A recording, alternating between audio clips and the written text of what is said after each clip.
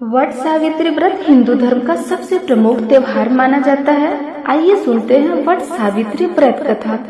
एक समय पहले की बात है, एक अश्वपति नाम के राजा थे। उनकी कोई संतान नहीं थी। राजा ने संतान प्राप्ति के लिए अनेकों यज्ञ किए, जिनके फलस्वरूप उन्हें एक तेजस्वी कन्या प्राप्त हुई। राजा ने कन्या का नाम सावित्री रखा। समय बीतता गया और सावित्री विवाह योग्य हो गई। एक दिन राजा ने सावित्री से कहा, सावित्री, अब तुम विवाह योग्य हो गई हो, इसलिए स्वयं अपने लिए योग्य वर की खोज करो। पिताजी की बात मानकर सावित्री मंत्रियों के साथ यात्रा पर निकल गई। अनेक ऋषियों के आश्रम, तीर्थ और जंगलों में घूमने के बाद वह राजमहल में लौट आई। संयोगवश उस समय उसके पिता के साथ देव ऋषि नारद भी बैठे थे। उन्हें प्रणाम किया। राजा अश्वपति ने सावित्री से उसकी यात्रा का समाचार पूछा। तब सावित्री बोली, पिताजी तपोवन में अपने माता पिता के साथ निवास कर रहे सत्यवान मेरे लिए योग्य है। मैंने मन से उन्हें अपना पति चुना है। सावित्री की बात सुनकर देव ऋषि नारद चौंक उठे और बोले, राजन, सावित्री ने तो बहुत बड़ी भूल कर दी है। यह सुनो। अश्वपति चिंतित हो गए और बोले, हे देव ऋषि, सत्यवान में ऐसा कौन सा अवगुण है? इस पर नारद जी ने कहा, राजन, सत्यवान के पिता शत्रुओं के द्वारा राज्य से वंचित कर दिए गए हैं। वह वन में तपस्वी जीवन व्यतीत कर रहे हैं और अपनी दृष्टि खो चुके हैं। राजन, सबसे बड़ी कमी यह है कि सत्यवान अल्प आयु है। 12 वर्ष की आयु में से अब उसके पास केवल 1 वर्ष आयु शेष रह गई है। तब नारद जी की बात सुनकर अश्वपति ने सावित्री को समझाया कि वह किसी दूसरे उत्तम गुण वाले पुरुष को अपने पति के रूप में चुन ले। सावित्री बोली, पिताजी, नारी अपने जीवन में केवल एक ही पति का वर्णन करती है। अब जो भी होगा, मैं किसी दूसरे को अपने पति के रूप में स्वीकार नहीं कर सकती। पुत्री की हट के आगे पिता विवश हो गए और सावित्री का सत्यवान के साथ पूरे विधि विधान से विवाह करा दिया गया।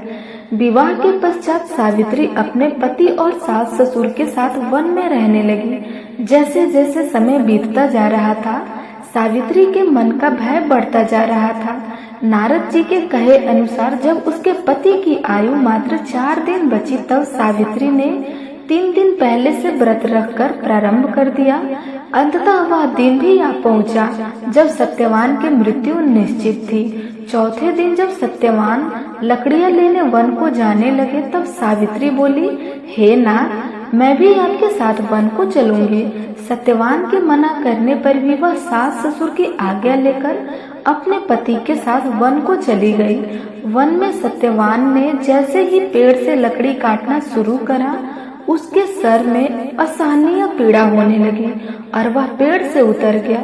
सावित्री समझ गई कि उसके पति का अंत समय निकट है, अतः उसने अपने पति का सर अपने गोद में रख लिया। लेटने पर सत्यवान अचेत हो गया। सावित्री चुपचाप आंसू बहाते ईश्वर से प्रार्थना करने लगी। तभी उसे लाल वस्त्र पहने भयंकर आकृति वाला एक पुरुष दिखाई दिए। वह साक्षात यमराज थे। तब सावित्री बोली, महाराज, आप कौन हैं? यमराज ने उत्तर दिया कि सावित्री, मैं यमराज हूँ और तुम्हारे पति के प्राण हरने आया हूँ। सावित्री बोली, प्रभु, संसारिक प्राणियों को लेने तो आपके दूत आते हैं, क्या कारण है कि आज आपको स्वयं आना पड़ा? यमराज ने उत्तर दिया, सावित्री, सत्यवान धर्मात्मा तथा गुणों का सागर है। मेरे दूत इन्हें ले जाने के योग्य नहीं है, इसलिए मुझे स्वयं आना पड़ा। ऐसा कहकर यमराज ने सत्यवान के शरीर से प्राण को निकाला और उसे लेकर वह दक्षिण दिशा की ओर यमलोक में जाने लगे। तब सावित्री भी उनके पीछे पीछे चल दी। सावित्री को अपने पीछे आता देख यमराज बोले, सावित्री, तुम मेरे पीछे कहाँ आ रही हो? तब सावित्री बोली, मेरे पति जहाँ जाएंगे मैं भी वहीं आऊंगी, यही मेरा धर्म है। तब यमराज के बहुत समझाने पर भी सावित्री नहीं मानी। उसके पतिव्रता धर्म की निष्ठा को देखकर यमराज बोले, तुम अपने पति के बदले कोई भी वरदान मांग लो। सावित्री ने अपने दृष्टिहीन सास ससुर की आंखें मांगी और यमराज से तथास्तु कहा और आगे चले। फिर से सावित्री उनके पीछे पीछे चल दी। तब यमराज ने सावित्री से कहा, एक और वर मांग लो। तब सावित्री ने अपने सास ससुर के राज्य को वर के रूप में मांग लिया और यमराज ने तथास्तु कहा और आगे चल दिए। तब सावित्री फिर से यमराज के पीछे पीछे चलने लगी। अब यमराज बोले, चलो और एक वर मांग लो। तब सावित्री ने अपने पिता के लिए 100 पुत्रों का वरदान मांगा। तब यमराज ने तथास्तु कहकर सावित्री को वापस लौटने को कहा, लेकिन सावित्री नहीं मानी और फिर उनके पीछे चल दी। अब यमराज बोले, सावित्री, तुम मुझसे अपने पति के प्राण के अलावा कोई भी वर मांग लो।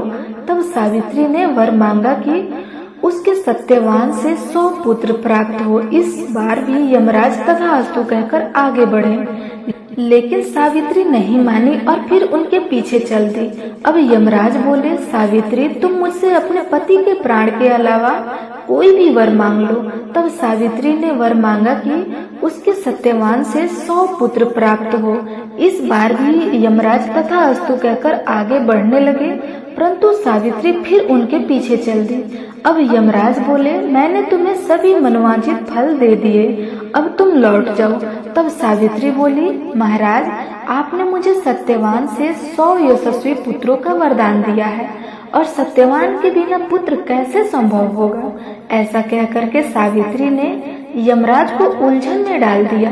तब यमराज बोले, सावित्री, मैं तुम्हारी पतिव्रता धर्म से प्रसन्न होकर सत्यवान के प्राण छोड़ रहा हूँ और साथ साथ तुम्हें आशीर्वाद देता हूँ कि तुम्हारी यह कहानी युगों युगों तक सुनाई जाएंगी। यह कहकर यमराज ने सत्यवान के प्राण छोड़ दिए और यमलोक को लौट गए।